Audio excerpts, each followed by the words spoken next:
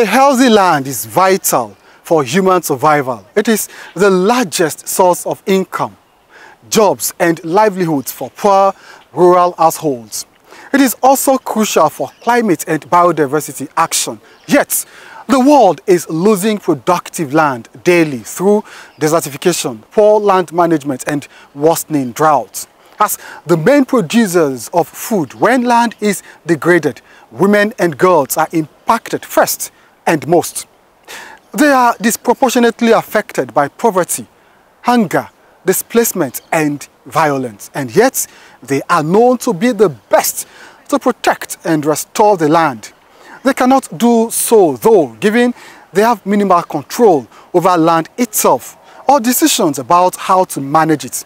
Less than 1/5 of landowners worldwide are women. On this episode of Environment Matters, our target is to make women's land rights a reality. This target hinges on the focus, her land, her rights, which is a theme for the 2023 commemoration of the International Day to Combat Desertification and Drought. I'm Onengiye Fineface. Many thanks for joining us on the program.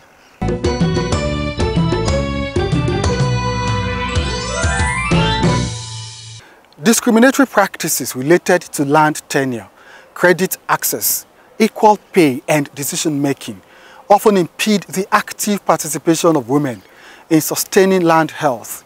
The United Nations notes that less than 1 in 5 landowners worldwide are women. We depend on land for our survival, yet we treat it like dirt. Unsustainable farming is eroding soil 100 times faster than natural process can restore them. And up to 40% of our planet's land is now degraded, imperiling food production, threatening biodiversity, and compounding the climate crisis. This hits women and girls the hardest. They suffer disproportionately from the lack of food, water scarcity, and forced migration that result from our mistreatment of land. Yet they have the least control. In many countries, laws and practices block women and girls from owning land. But where they do, they restore and protect it, increasing productivity, building resilience to drought, and investing in health, education, and nutrition. Equal land rights both protect land and advance gender equality. That is why this Desertification and Drought Day puts the focus on her land, her rights. I urge all governments to eliminate legal barriers to women owning land and to involve them in policy making. Support women and girls to play their part in protecting our most precious resource, and together, let's stop land degradation by 2030. The struggle against desertification and land degradation and the race to mitigate and adapt to climate change have a lot in common. Climate change hastens desertification and land degradation, and many of the activities that degrade land, such as deforestation and overly intensive agriculture, also contribute to global warming. What they also have in common is that women in vulnerable countries suffer the worst consequences of both crises, while at the same time being at the core of the solutions to them. Women make up nearly half of those who work the land, yet they rarely hold the rights to control the land and what is done to it. Of all the gender inequalities we experience in the world, the imbalance in women's access to fertile land remains arguably the most shocking. In every corner of the world, filling this gender gap remains an unfinished business. So on this year's Desertification and Drought Day, we are mobilizing the international community in support of women's land rights, in support of human rights, in support of more equality and more dignity in the world, and in support of sustainable development. The hands of women have always shaped and nurtured life across our planet, from the richest soils to the most barren lands. Yet, these same hands often do not possess the rights to the lands they labor over. Confronted with discriminatory laws and practices, and a world that enjoys the fruit of their labor, yet fails to fully recognize their contribution. Improving women's access to to productive resources such as land could increase agricultural output by up to 4%. Improving women's land rights means enhancing food security and overall economic well-being. If women had equal rights to land, agricultural production in the poorest regions would increase by up to 4%, and malnourishment will decline by 12 to 17%, resulting in 150 million fewer hungry people globally. Planet Earth is humanity's shared responsibility. But how can we look after the planet if half of humanity is prevented from managing it, just because of who they are? This is the situation we face today with land. Women are key stakeholders in land health, yet less than 15% of all landholders worldwide are women. This is why IUCN strongly supports the voices championed by the slogan, "Her land, her rights." The Sustainable Development Goals are clear. Women have the right to equality and to access, use, inherit, control, and own land. IUCN has long advanced gender equality as a key condition for sustainable development. Countries with more women parliamentarians prioritize women and girls' role in land protection and are more likely to ratify relevant treaties and set aside land for conservation. Meanwhile, only 12% of the 881 national environment-related ministries run by elected officials are led by women. Commemoration of the 2023 International Day to Combat Desertification and Drought aligns with the campaign of the United Nations Convention to Combat Desertification, launched on International Women's Day in March 2023, focused on protecting the rights of women to land. We must ensure women are central in all levels of decision making. Where women have a voice and a say, decisions tend to be more sustainable. It's as simple as that.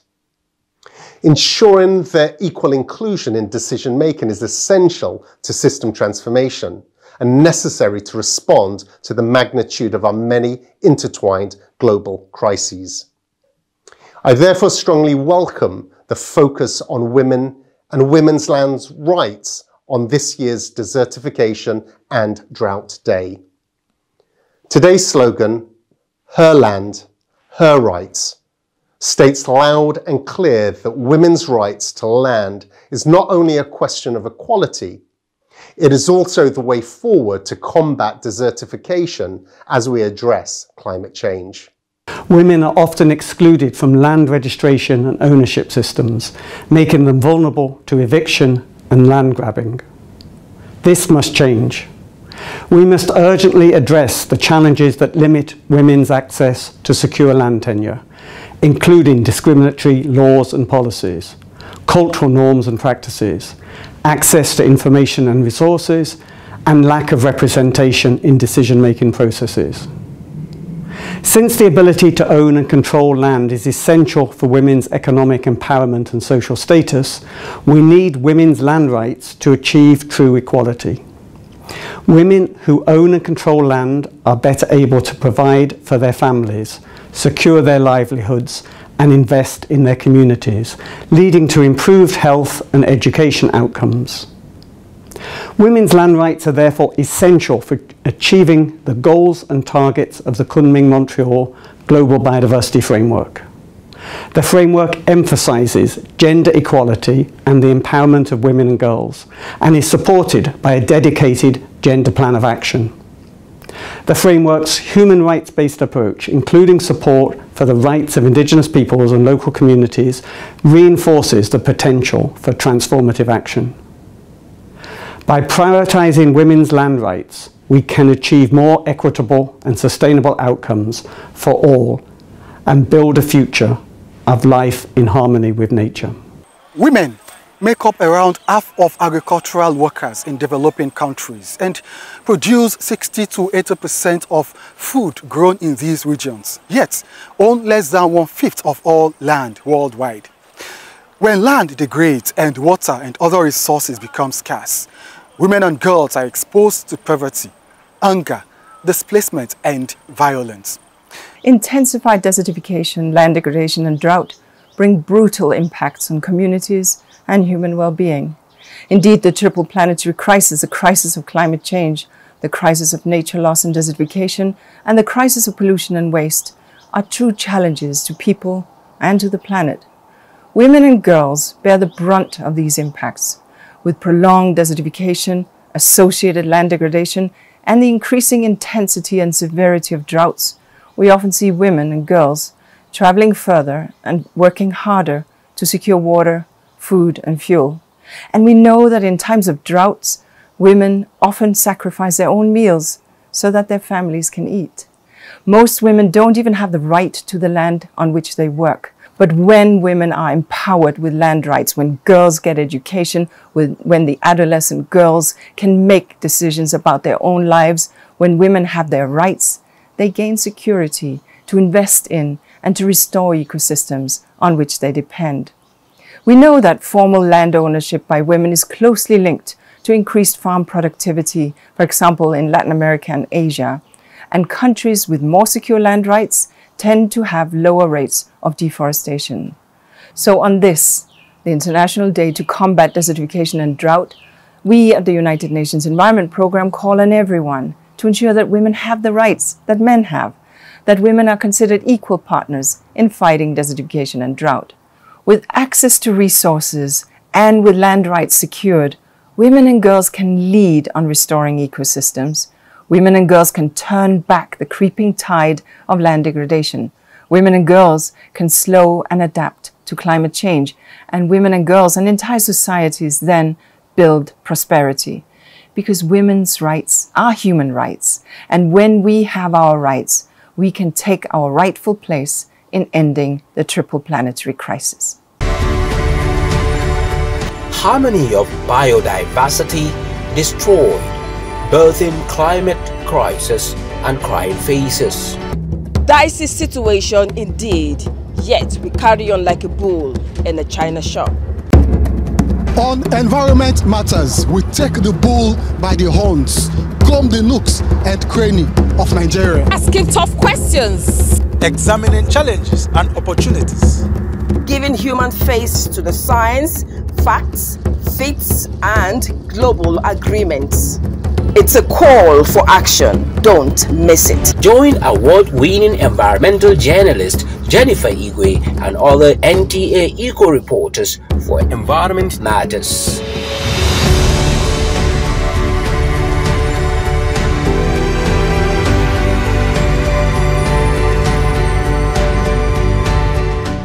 Women facing worsening droughts, raging wildfires and other climate change impacts delivered an urgent message to the international community at the United Nations in New York, calling for better land rights for women and girls everywhere in an event organized to commemorate the 2023 International Day to Combat Desertification and Drought.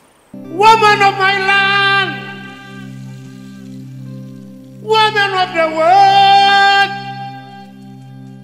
African woman, you are the sun, Africa, you are the soul, respect to you.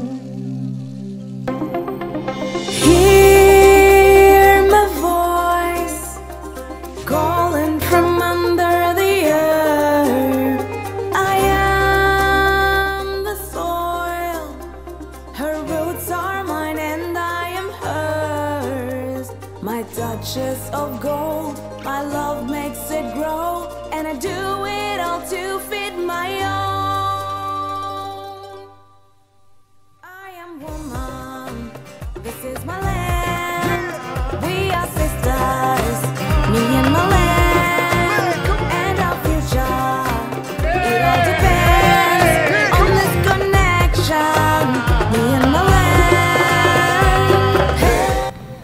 Today we cast our focus on two topics that matters to us all: land and women's equal right to own, manage or inherit it. Throughout my presidency, I have strongly advocated for better integration of science and policy. This is especially important for planning how to tackle the climate shocks that erode our global landscape. So, what does science say about the intersection of land rights, gender empowerment, and justice? The data could not be clearer. When women farmers have access to own land, they grow more, and so do their children and nations. The UN Food and Agriculture Organization finds that with women's equal access to resources, including land, agriculture yields could rise by almost a third, resulting in potentially 150 million fewer hungry people in the world. Empirical research proves that strengthening women's land and property rights increases food security and reduces malnourishment. In addition, when we include women equally in land management and tap their traditional knowledge to promote sustainable land use, we not only reverse desertification, but also promote land restoration practices. Together, these positive shifts in women's empowerment have a ripple effect on income and children's welfare. So we have the evidence to support why it is advantageous to increase women's land tenure. What we are lacking are the policy decisions and investments that should not only target women's individual rights, but also recognize their role in collectively managing land. We need to take action to break down the structural impediments, the data to see and leave no one behind, to tackle chronic insecurity and end discriminatory social injustices. Friends, this is a matter of moral justice, and it is a matter of economic interest. When we champion regenerative agriculture, support the development of local communities, and respect the interface between working landscapes and natural ecosystems, we all benefit. Across the globe, nearly 1/3 of women's employment is in agriculture, with 608 million family farms producing around 80% of our world's food. Women are known for producing high-value niche products like baobab, shea, moringa. Indigenous women have been champions of sustainable land management for millennia and are today in the vanguard of innovative solutions to conservation. When women have the means to invest in their land, the benefits are broad, they are deep, and many, from increased incomes to enhanced family well-being to improved sustainability of soil, water, and biodiversity. And this is why securing women's right to decent work, access to credit, training, markets, and new technologies and services are such critical elements in gender-responsive approaches to support land restoration. We're already seeing progress from Nicaragua to Rwanda and beyond, but we must go further still. In some instances, shifting gender norms will require context-specific measures, including dialogues, raising awareness, increasing representation of women in land boards that oversee land rights. Elsewhere, demonstrating the value of redesigning financial products, instruments around women's needs, specifically in land-based value chains, will be critical to facilitate women's access to loans and to credit. Friends, together we can advance our common goals on gender and restoration at speed, but also at scale. Organized jointly by the United Nations Convention to Combat Desertification with UN Women, the Food and Agriculture Organization of the United Nations, the UN Human Rights Office, and the UN Development Programme, UNDP.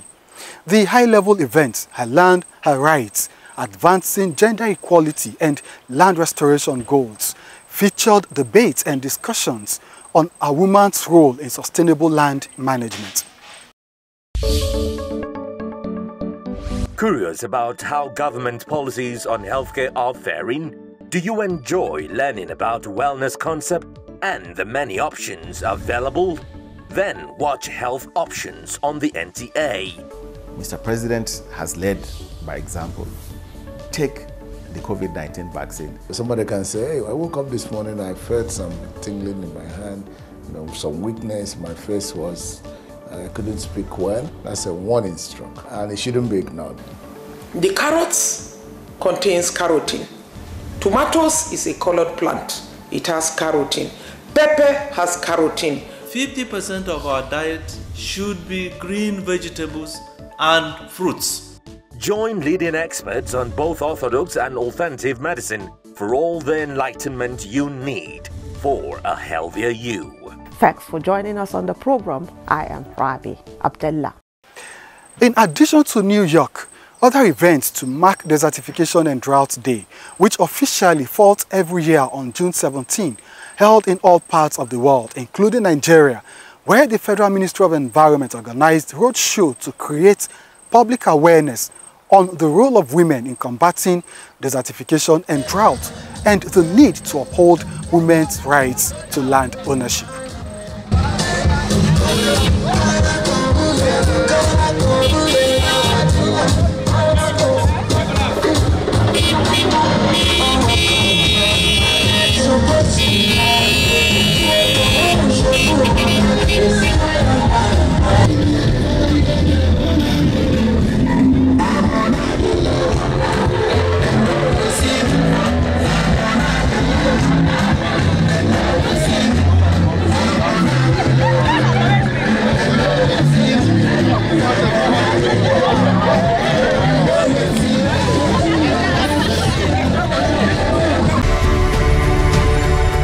Harmony of biodiversity destroyed, birthing climate crisis and crying faces.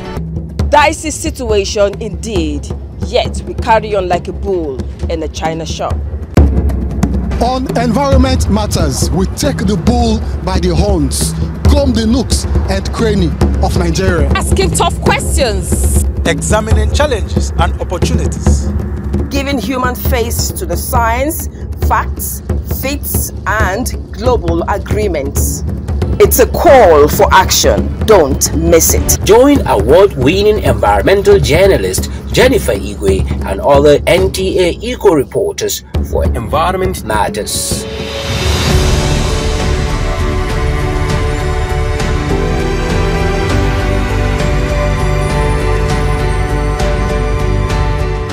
That's it on this episode of Environment Matters. Remember that since women are most hit by the consequences of land degradation, desertification and drought as they work hard to provide for the family, it's just important to promote and speak up for their access to land just like men.